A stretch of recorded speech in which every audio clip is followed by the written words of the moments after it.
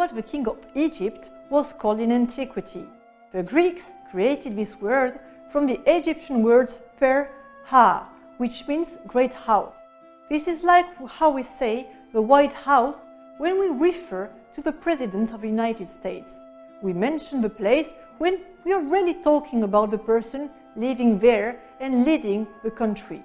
So we have actually been copying the Egyptians without realizing it. The first king of Egypt was called Narmer. At first, he reigned over the southern kingdom, then he went to war with the king of northern kingdom so that he could expand his territory.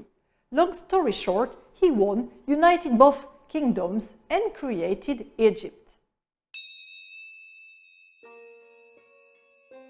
The pharaoh wore several things that immediately let ancient Egyptians know that he was the king. When he held court, he was often seen with a scepter eka in one hand. This scepter represents the staff that a shepherd uses to guide his flock. In hieroglyphs, eka means to rule. The pharaoh also had an object which is very often described as a whip or a flail. But that's a huge mistake, and a whip is used, to whip, while a flail is used to beat freshly cut stalks of cereal to separate the grain. This object is a fly-whisk. Weird, huh? Ancient Egyptian flies are the same as the ones we see today, but in antiquity they caused infection when they landed with their dirty little legs on open wounds, for example. Someone ill or fragile, such as a baby or elderly person, could die from an infection. Science at the time had not yet discovered infections and bacteria, so ancient Egyptians found another explanation: demon flies. And since the pharaoh claimed to be the son of the gods, he had the magical power to chase flies away with his fly-whisk. Well, that's what ancient Egyptians believed. Wanting to be like Osiris, the king of Egypt wore a false beard that was tied around the back of his head with a thread. The pharaoh also had several crowns that he wore for different occasions. The white crown was the symbol of Upper Egypt, the southern kingdom, and the red crown was the symbol of Lower Egypt, the northern kingdom. Most of the time, the king wore a double crown on his head to show that he held power over the entire country. And for some ceremonies, or when he was going to war, the pharaoh wore a crown that was completely blue. Unfortunately, no one has ever found a royal crown, so we don't know exactly what they were made of.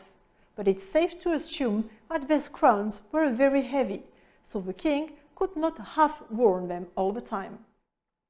He also wore another headdress sometimes, called a ramesses, which was headcloth that protected the king's head from the sun. The ramesses was attached around a diadem decorated with a royal cobra. It's also called uraeus. It represented the sacred cobra whose duty was to protect the pharaohs. According to legend, the cobra had the power to strike down the king's enemies by spitting fire on them. Since the pharaoh tried in every way to show his people that he was not an ordinary human being but was closer to the gods than to the men, he claimed to be son of the gods, in particular the great sun god Ra. These two hieroglyphs, the duck and the sun, are read as Sa-Ra. In Egyptian, they mean son of Ra or son of the sun. This expression is followed by the name of a king in a cartouche.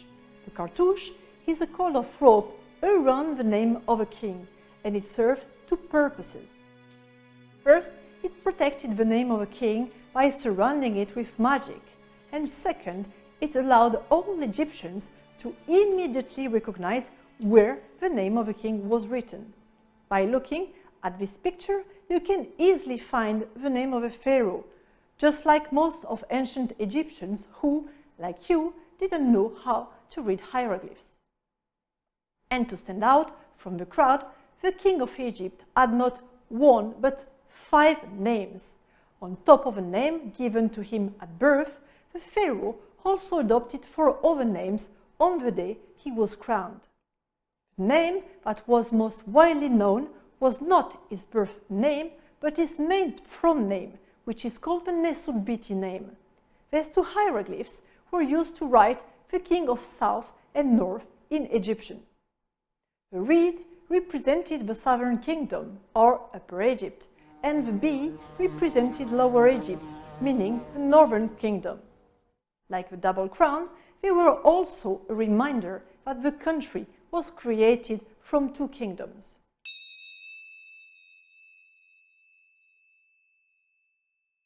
Since it was important for the pharaoh to have an heir so that people would not fight for the throne and plunge the country into war, the king had a harem, meaning he had the right to take several wives. So if ever a queen was unable to have children, or if she did have children but they died before they became adults, which happened often, or if a queen only had curls, the king needed another way to make sure he had a son. And that's how he started having several wives. He could have as many wives as he wanted. In addition to the queen, he married princesses, noble women, and ordinary but very beautiful young women. Some kings didn't know when to stop. The pharaoh reigned over Egypt. To help him out, he had a vizier, someone like a prime minister who could be recognized by the unique robe that he wore. During the reign of Ramesses II, the king even had 2 viziers to back him up. One took care of the Lower Egypt, while the other one managed the Upper Egypt. When the pharaoh died, his body was mummified and buried in a tomb. Depending on when he reigned, sometimes the tomb was a pyramid, sometimes it was a tomb buried deep inside the mountains, and sometimes the tomb would be buried in the desert.